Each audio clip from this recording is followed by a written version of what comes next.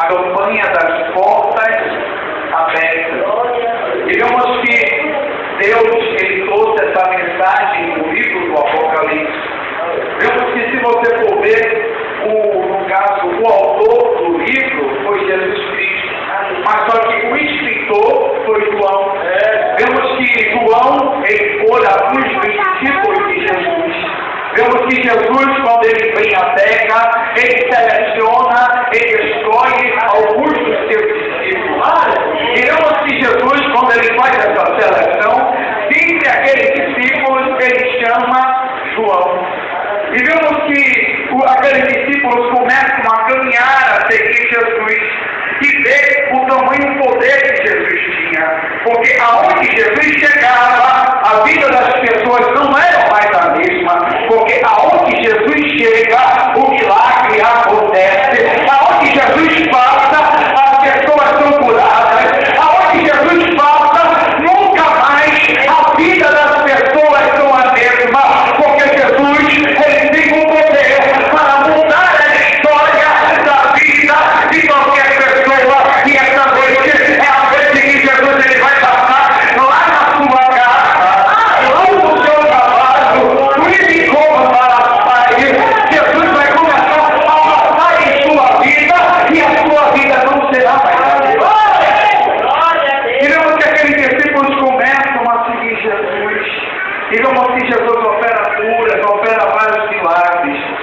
Mas chegou um certo momento que Jesus morreu. E depois que Jesus ele morre, quem sabe os discípulos eles começam a dizer: e agora, meu Deus, o que será de nós? Porque eles estavam acostumados em iniciar milagres pela vida de Jesus, mas não estavam acostumados a viver os seus próprios milagres. E há momentos em nossa vida que Jesus ele se ausenta um pouco de tempo para que você possa ter as suas próprias experiências com Ele. Essa prova que você tem passado, minha filha, meu filho, não é para a morte, é porque Jesus ele quer deixar que você tenha a sua própria experiência com Deus. E durante esses dias, Deus vai te dar uma nova experiência. Passa um certo tempo, vemos que começa-se uma perseguição pela parte do imperador Nero contra a igreja de Cristo. Segundo a história, vemos que Nero ele destrói 10 bairros de Roma, e quando Nero destrói esses 10 bairros de Roma, ali ele tem uma ideia de colocar a culpa dos cristãos nos servos de Deus. E aí começa a perseguição. Todos nós bem conhecemos a história de Nero. Vemos que ele foi um imperador maldito, truculento. Aquele homem ele chegava, jogava ali os servos de Deus nas arenas para ser mortos pelos leões. Mas só que eu glorifico a Deus que aqueles servos de Deus, eles não se importavam com a morte física, mas que aqueles fossem lançados para os leões, aonde eles morressem fisicamente, eles sabiam que após a morte física, eles encontrariam a vida eterna, ainda que você passe qualquer luta, não negue a Jesus. Continue, não desista, prossiga, porque você vai ser salvo e um dia habitará nas mansões celestiais. Porque vemos que hoje, pastor, existem muitas pessoas que só estão ligadas aos bens materiais. Existem pessoas que perderam a esperança de entrar nas mansões celestiais, entrar ali no lugar santo do Senhor. E vemos que quando essa perseguição se começa, mata-se vários cristãos. Vemos que um desses imperadores, eles pegam João, e segundo a história, diz que esse imperador, ele dá uma oportunidade a João de negar o seu Deus, de negar a Jesus. João olha para aquele homem e diz: eu não vou negar o meu Jesus por nada. Você pode me matar, mas eu não vou negar a Jesus. E quantas vezes, igreja, nós temos negado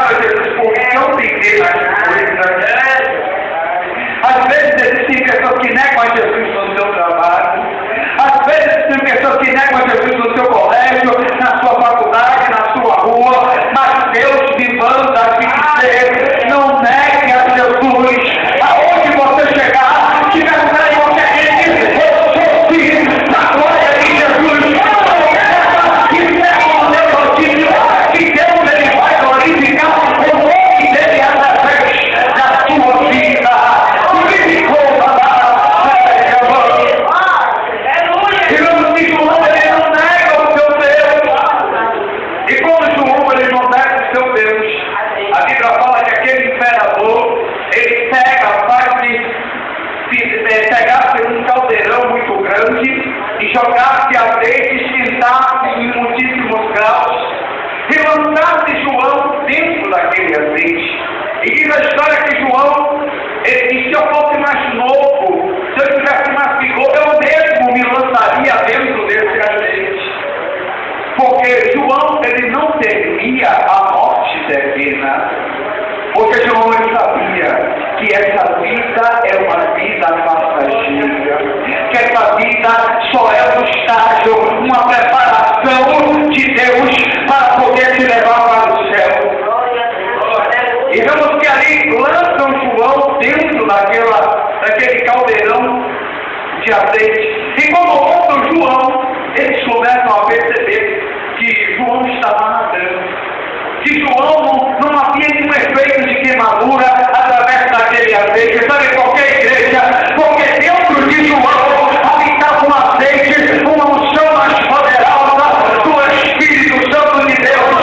O que havia nele era algo tão poderoso que não permitiu que a morte física o alcançasse. E todos aqueles homens que não tinham condição de matar João, eles decidem: vamos lançar João em uma ilha que era uma prisão chamada de Patmos.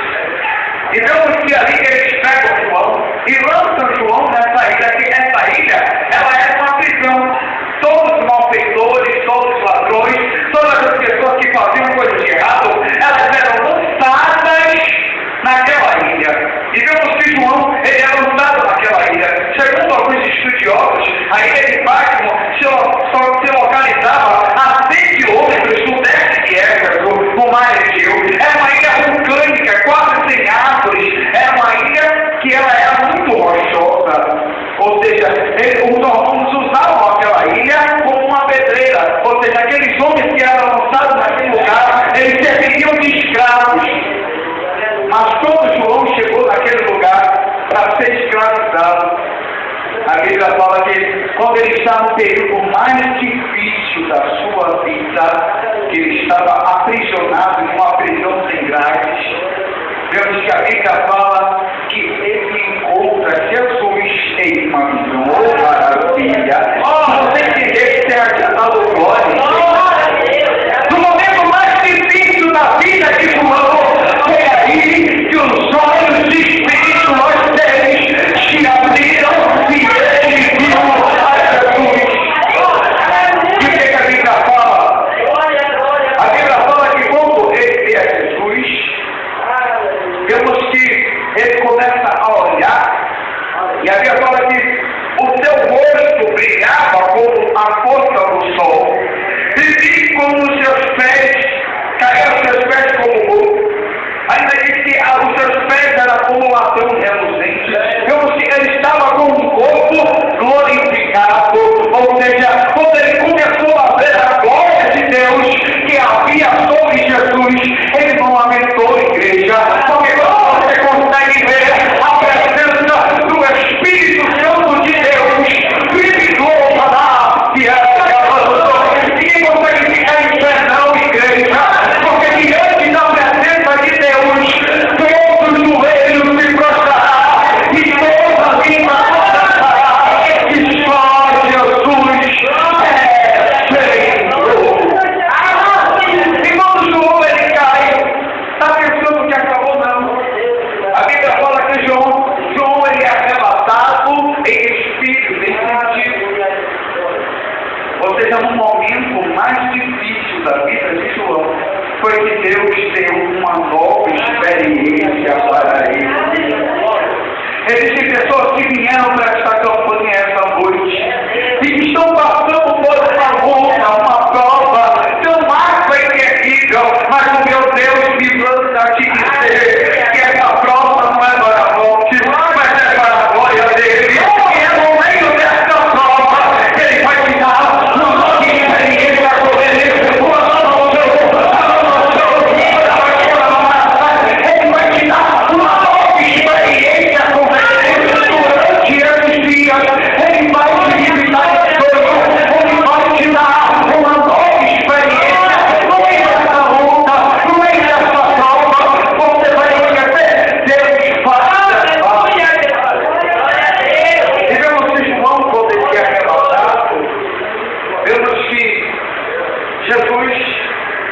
exemplo dele. Eu sou o primeiro e o último. Eu sou o alfa e o ômega. Glória a Deus. Ou seja, o que Jesus estava dizendo, eu sou o princípio e também sou o fim. Sabe o que Deus estava querendo dizer a João? João, eu sou o princípio, João. Eu começo contigo, João. Mas só que o mistério maior, João, é que eu sou o princípio, João. Mas eu vou te acompanhar, João, até o fim. Está entendendo o que eu estou falando com você? Deus, ele não te deixou.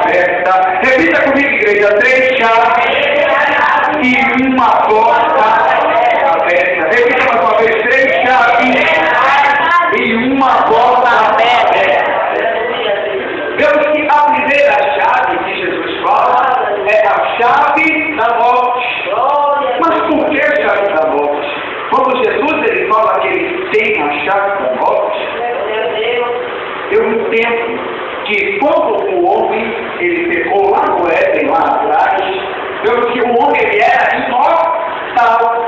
Adão ele era imortal. Adão ele não morreria, ele teria uma vida eterna.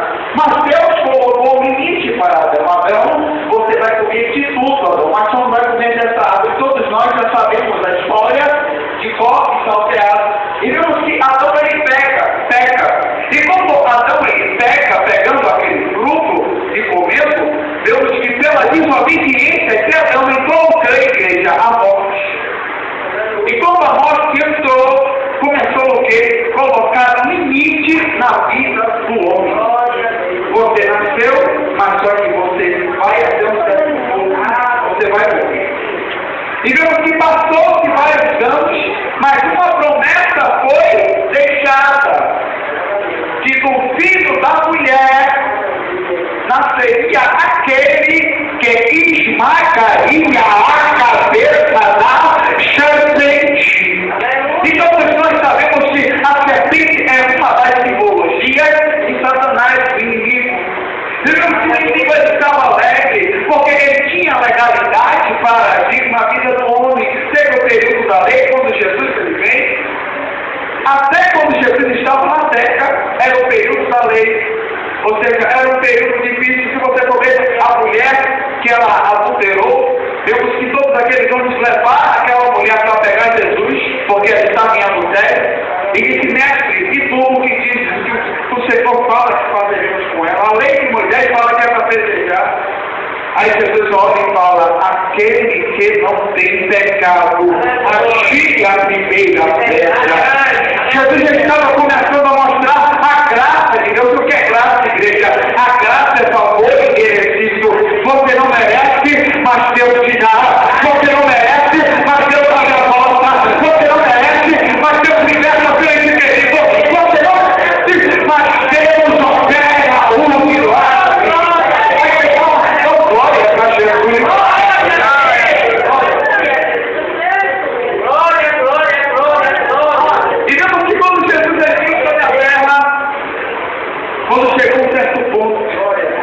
Chegou um momento que Jesus ele teria que morrer para ele cumprir a sua missão na terra.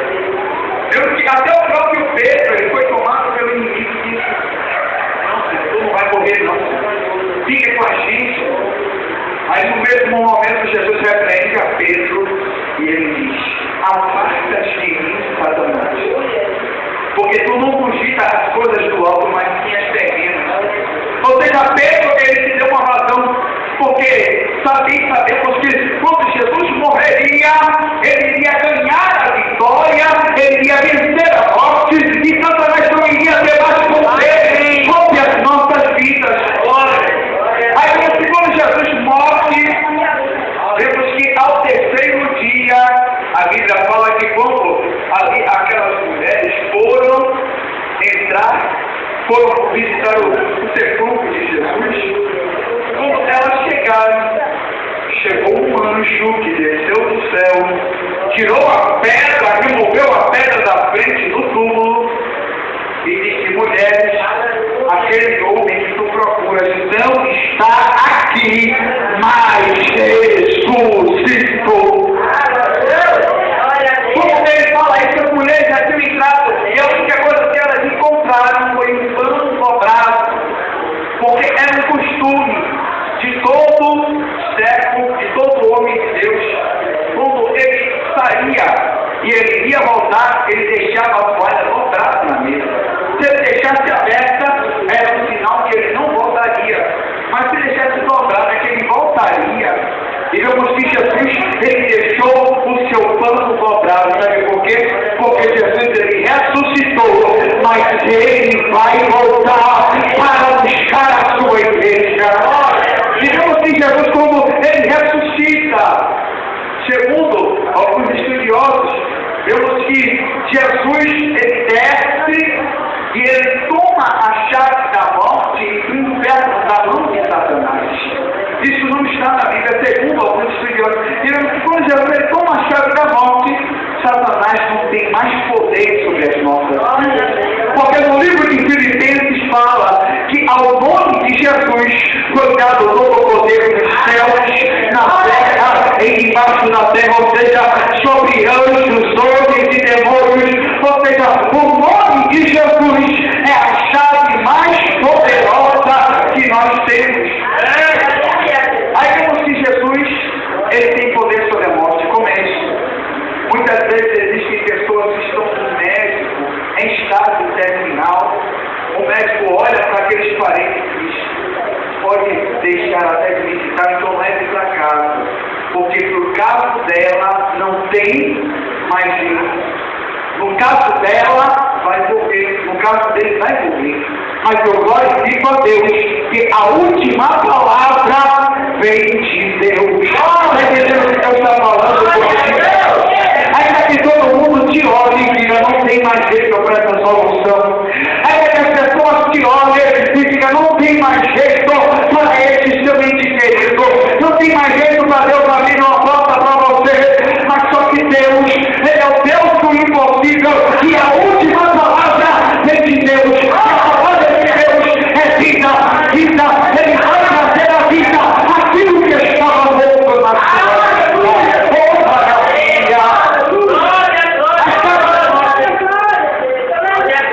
Jesus, ele tem poder de tirar a vida e dar a vida. Ele tem poder de permitir que fique enfermo e tem o poder de curar. Porque ele enferma, mas ele sara. E vemos que a segunda chave é a chave do inferno. O inferno, se você for ver, é a segunda morte. A primeira morte é a morte física. A segunda morte é a morte espiritual, que é a pior das mortes. Sabe por quê? Porque a morte física, você, no seu espírito, você vai ter a vida eterna. Porque em vez de você ter a segunda morte, você vai ter a segunda vida. Porque vemos que como nós aceitamos a Jesus, nós somos salvos e temos o poder de ser libertos do inferno. Aleluia! Porque a morte física, ela não é nada. Deus está vindo aqui na terra para você estar sofrendo. Mas só que o primórdio de Deus é salvar a sua alma. Por isso que existem pessoas que ela aceita Jesus no leito e depois ela morre de serviço. Aceitou Jesus no leito mesmo Jesus leva. Porque Jesus sabe que se ela ficar boa, ela voltaria para o mundo, ela se desviaria,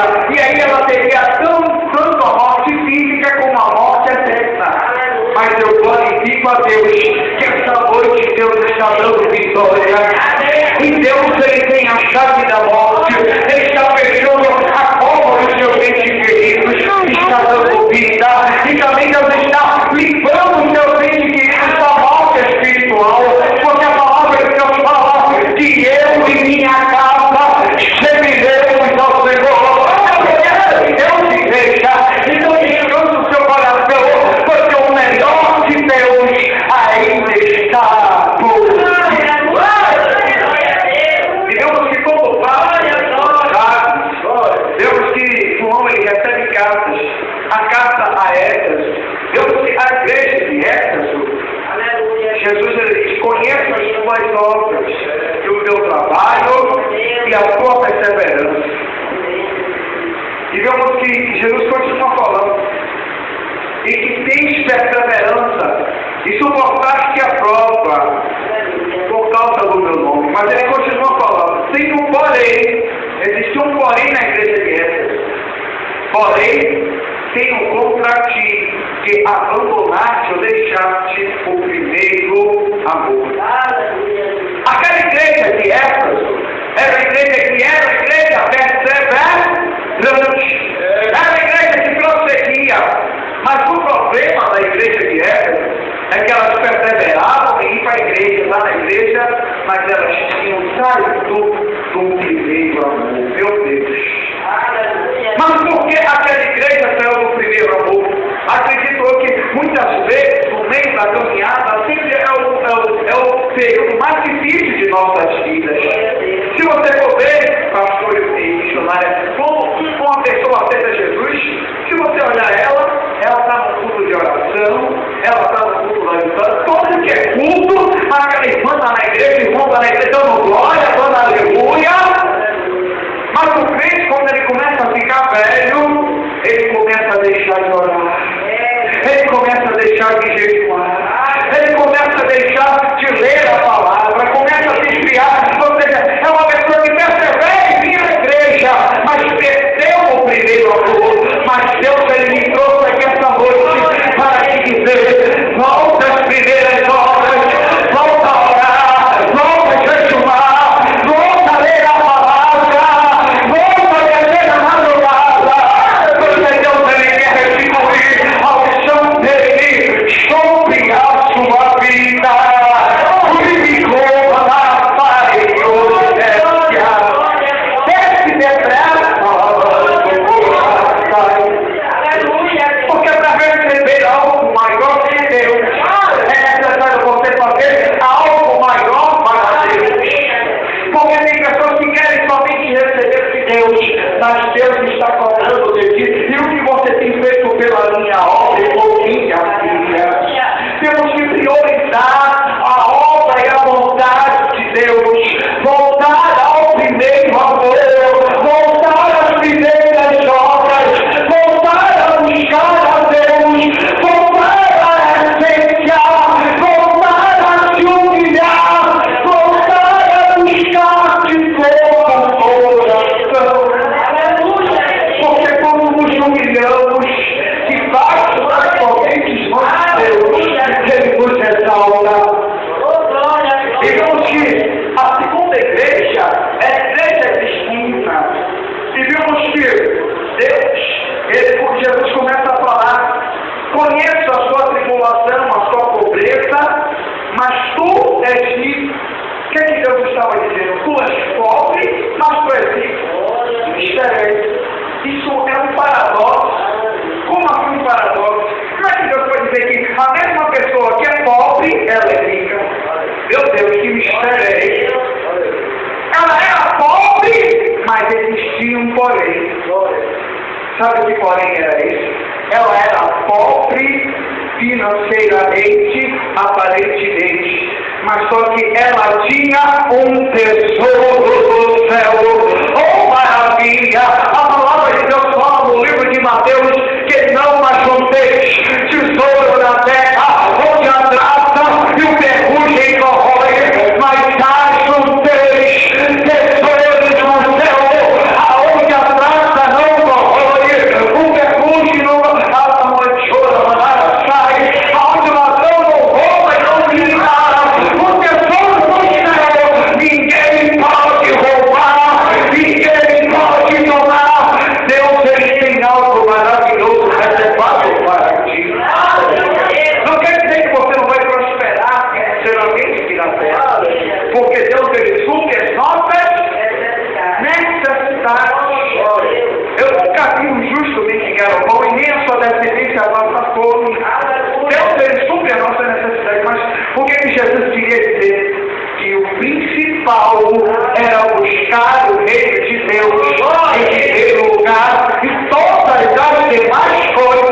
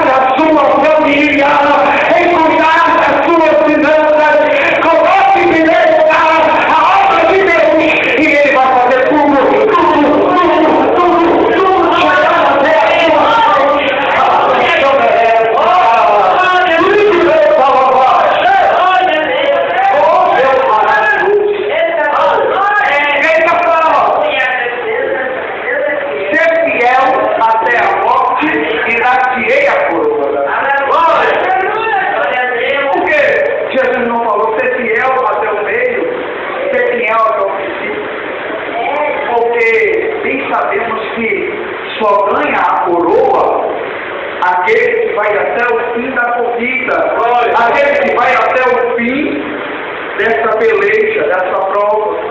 Quem atravessa o fim recebe a vitória. Está entendendo o que eu estou falando? Não desiste no meio da caminhada. Não desiste no meio dessa prova. Não desiste no meio dessa luta. Porque o fim de Deus está chegando para a sua vida. E a Bíblia fala que melhor é o fim das coisas do que o princípio. Porque o choro pode durar uma noite, mas a alegria virá ao amanhecer. O amanhecer e a alegria está chegando sobre a sua vida.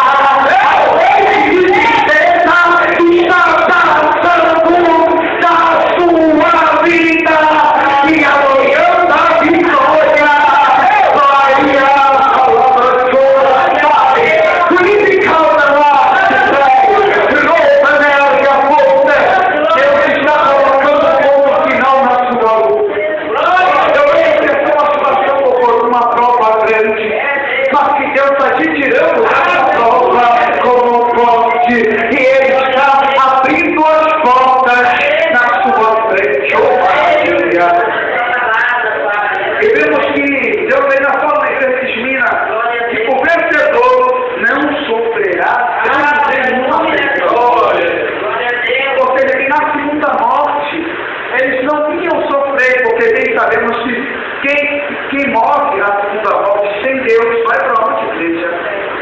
Para o inferno. Mas só que o inferno não foi preparado para a igreja. E nem para os outros, foi preparado para o inimigo e os seus servos. Mas vemos que Deus ele nos livra. E vemos que ainda Jesus ele passou outras cartas para as outras das 7 igrejas. Vemos que a igreja de Pérgamo ela conservou o nome, não negasse a fé. Mas, porém, ela sacrificava aos ídolos e praticava uma prostituição. Mas Deus ele continua falando: arrepende-te, que vim a ti sem demora, e contra eles pelejarei com a espada. Mas ao vencedor lhe darei o maná escondido, e como também lhe darei a pedrinha branca, que sobre essa pedra está escrito um novo nome. Oh, maravilhas! Toda a igreja que ela recebia a repreensão que você vê, igreja, sempre no final é uma repreensão com uma bênção amarrada. Sabe o que é que Deus queria dizer? O mesmo Deus que conserta, o mesmo Deus que exorta, é o Deus que te consola. Sabe por quê, igreja? Porque Deus ele não exorta ninguém por qualquer jeito. A verdade é que Deus ele corrige ao filho que ele ama. E que essa noite Deus está te corrigindo, é porque ele tem o melhor para a sua vida. Oh, maravilha! Vemos que eles tiram outras igrejas, mas vemos que a igreja de Sardes, ela foi uma igreja que Jesus começa a falar: conheça as suas obras, e que tem nomes que estás viva, mas estás morto. Ser vigilante. E ainda começa a dizer: lembra-te, pois, do que tens recebido, guarda e arrepende. Sempre Deus, sempre Jesus estava trazendo para aquela igreja que se arrependesse dos pecados. Sabe por quê? Porque Jesus abomina o pecado, mas ele ama o pecador. Porque Jesus ele viu salvar e restaurar o que se havia perdido. E vemos que qual foi a primeira chave, igreja? A chave da morte. A segunda chave, a chave do inferno. E a terceira chave é a chave de Davi, que abre e ninguém fecha, e fecha e ninguém abre. E que chave é essa chave de Davi? Essa chave é a chave do nome de Jesus. Oh, mas se você tem uma chave poderosa, use ela. O nome de Jesus é uma chave.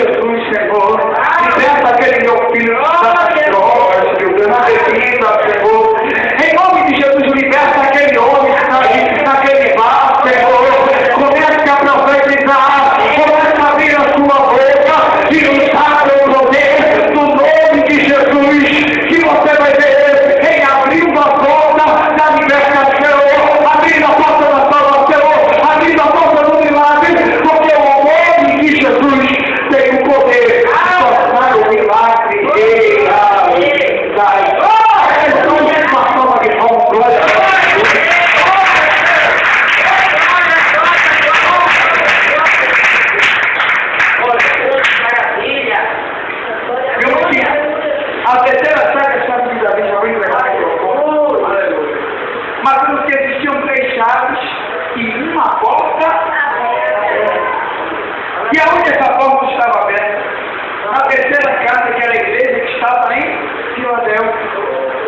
Eu fui para a cidade, e quando ele fala, Jesus fala, eu conheço as tuas obras, e recebi um posto diante de ti, uma porta aberta. Eu fui pesquisar esse significado, e eu descobri uma coisa, que a igreja, a cidade de Filadélfia, depois que passou o seu tempo, essa cidade foi destruída e foi levantada outra nova cidade. E nessa nova cidade do Império Bizantino, vemos que ali existia um mosteiro e existia uma grande muralha que protegia esse mosteiro, porque essa cidade, lá onde era Filadélfia, era uma ilha dentro de uma ilha, ou seja, era uma fortaleza, era uma proteção, porque dentro daquele mosteiro havia, foi o projeto de março do século VI, havia preciosidades que aqueles monges guardavam. Ou seja, aqueles monges, eles não tinham armas, eles eram desprotegidos. Aí o que protegia eles era a muralha. Mas nós digamos que por que aquela muralha? Porque existiam aqueles turcos que andavam ao redor e que eles sempre queriam atacar aqueles homens que eles eram mais fracos. Mas a muralha protegia. Mas olha o que gostaria que acontecesse para confirmar essa palavra. Vemos que chegou um período que existia uma porta chamada de Quecoporta. Era uma porta que havia naquela muralha, porque tinha uma porta na frente e uma atrás. E essa porta era uma porta forte. Mas chegou um tempo que aqueles homens eles fecharam aquela porta, mas depois eles reabriram, por causa que esses turcos começaram a atacar. E dentro desse ataque com essa porta aberta, ficaram os soldados guardando. Mas enquanto aqueles homens atacavam os soldados saíram daquela porta e a porta ficou aberta. Oh, maravilha! Aqueles homens que estavam naquela guerra, queriam ganhar aquela batalha, como eles estavam montando para querer atacar, querer conseguir vencer aquela batalha, quando eles passam, eles viram uma porta aberta. E sabe o que essa história diz? Que aqueles homens invadem, eles guerreiam, ganham uma guerra, vence aquela guerra por causa que eles acharam uma porta aberta. Oh, mas estou entendendo o que Deus está falando? Quando as coisas ficarem difíceis, começa a procurar uma porta aberta. Começa a procurar uma porta de escape para a sua vida. Começa a procurar um lugar de fuga para a sua vida. Que a Bíblia fala que aquele que busca, acha. Aquele que vai, se abre. Aquele que pede, recebe. Busca essa porta, porque depois aquele que se você buscar a porta, pedindo a Jesus, Ele vai colocar uma porta aberta diante de você. Se coloca de pé, por favor.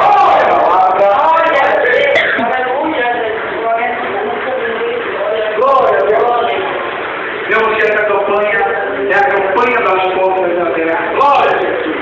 Quem sabe você deu no primeiro dia e você disse, eu não vi nada ainda, meu Deus. Mas qual é o segredo da igreja? É a perseverança. Glória. Aquele que for até o fim receberá a coroa da vida. Ou seja, a campanha ainda não acabou. Teve o primeiro passo, hoje é o segundo e vai ter o terceiro. Mas só que daqui até o final da campanha, Deus ele já está abrindo as portas que estavam fechadas. Mas é só para quem crê, igreja.